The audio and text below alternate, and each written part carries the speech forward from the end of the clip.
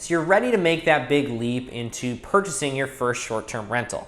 But right now you're looking at properties and you're trying to compare everything. But what are those top 5 things that you should be focusing on as you're looking at each one of these properties?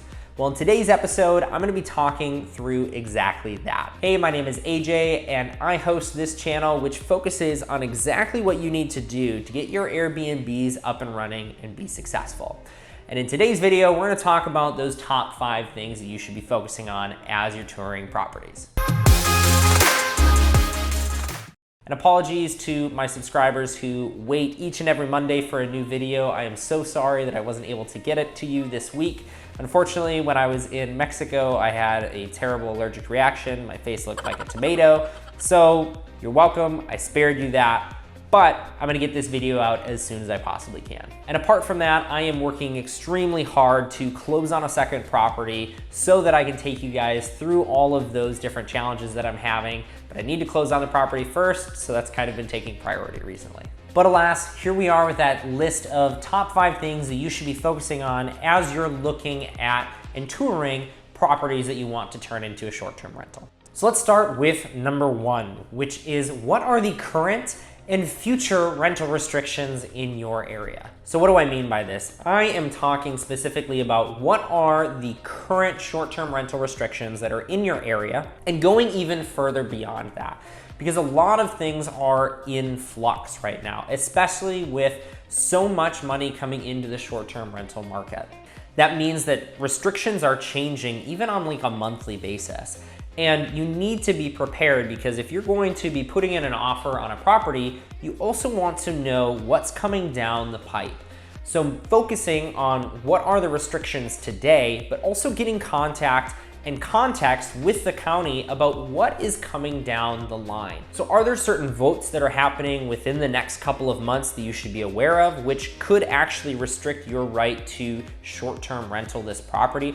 Are there things that the community is talking about? Are there issues that are happening more on a state or a county level that could restrict you? These are things that you want to keep in the back of your mind so that when you're ready to make that purchase, you know that number 1, rental restrictions are good, I can have the property, and number 2, those restrictions aren't likely to change in the next few months or years. And number 2 is worst case scenario planning. As you're looking at these properties, it is so easy to say, oh, this is such a great property, I'm gonna be able to make thousands and thousands of dollars each and every month, and it's gonna be super easy, but really, the other thing that you need to plan for is what if things change? What if the rental demand changes?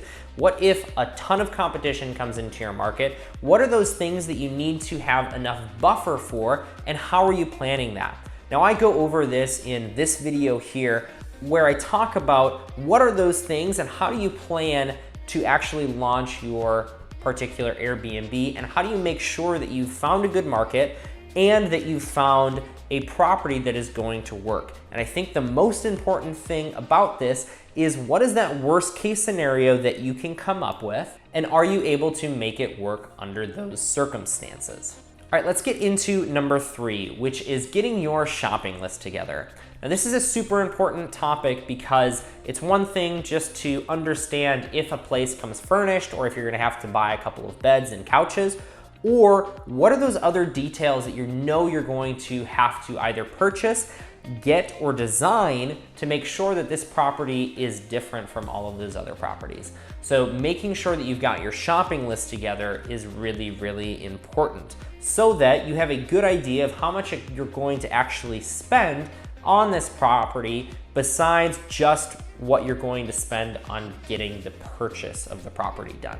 And number 4 is planning your space. As you're looking around these different houses and different layouts, what is it that you're going to either add to the house that the actual place has that is unique, that's going to draw guests into your place, or what are those amenities that you're going to add to the property to make sure that guests will choose your property rather than one that is down the street?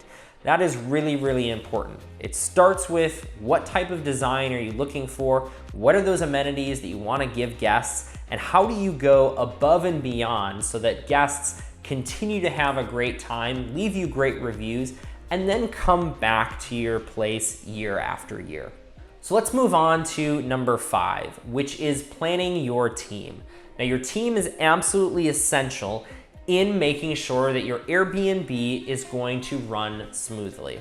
And who are these people on your team? I am talking about your handyman, I am talking about your cleaner, and I am talking about your realtor.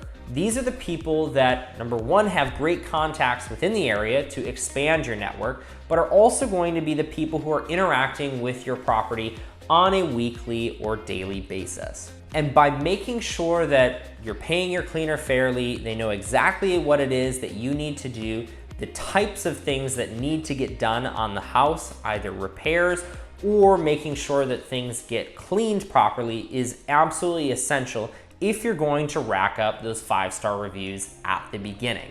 So making sure that you go through all of your contacts, talking with your realtor, who are the best cleaners and handyman that I should absolutely have on this list of people that I can call, and then make sure that you're paying them a fair living wage. That's going to prioritize your property in their minds, and it's going to result in you making more money. So I know that this was a quick video. Next week, I've got a lot more to show you.